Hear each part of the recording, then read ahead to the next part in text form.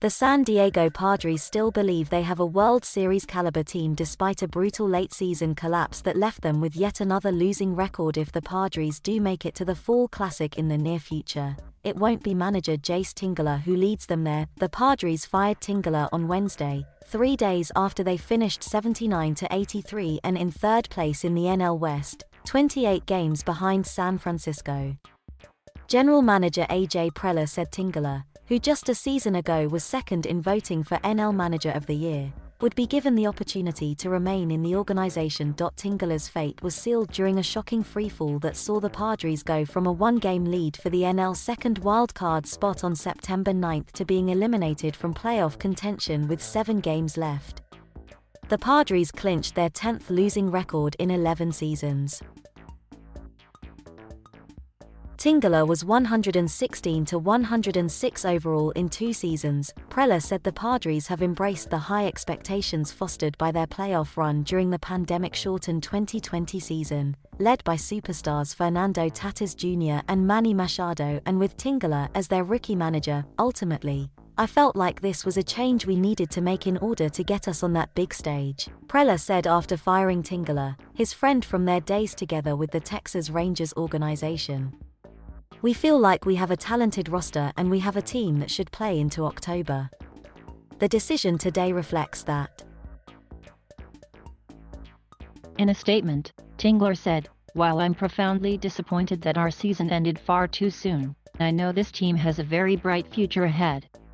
Like Preller, owner Peter Seidler said this season ultimately is viewed as an aberration because we're a World Series caliber, competitive team going forward for the next several years. "That's certainly the standard we hold ourselves to," Seidler told the Associated Press. Tingler had no previous managerial experience above rookie-level ball and stints in various Dominican leagues before being hired on October 28, 2019. Tingler's predecessor, Andy Green, didn't have previous big league managerial experience, either, although he managed 4 seasons in Arizona's farm system before spending 1 year as big league third-base coach.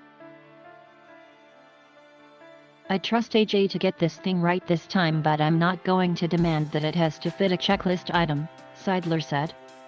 "We're going to find the right human being to be our manager and he's going to lead us to great things next year and for years to come."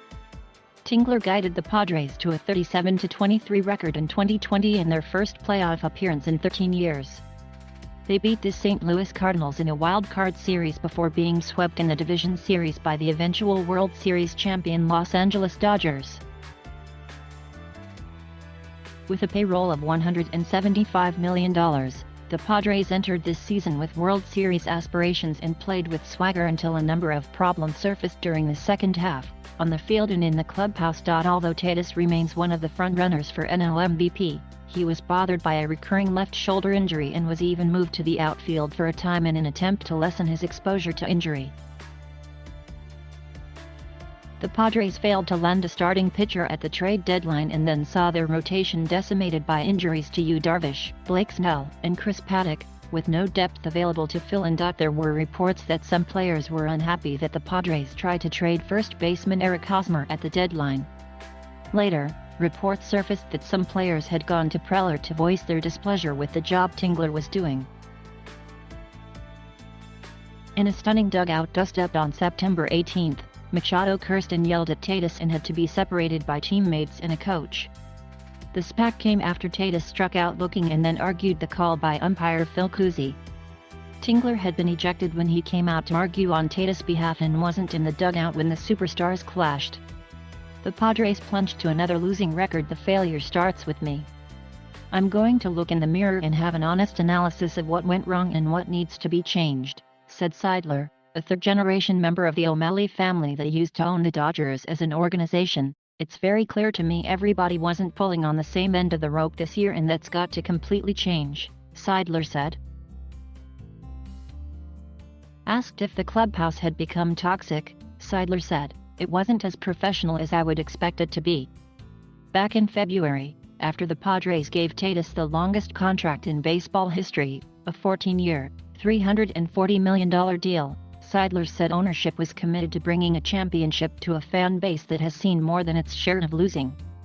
The Tatis deal followed a $300 million, 10-year deal for Machado in 2019, and a $144 million, 8-year deal for Hosmer in 2018. Our city showed up at the ballpark. We're number 3 in the major leagues in attendance this year, and we need to double down in our commitment to bring a title to San Diego, Seidler said.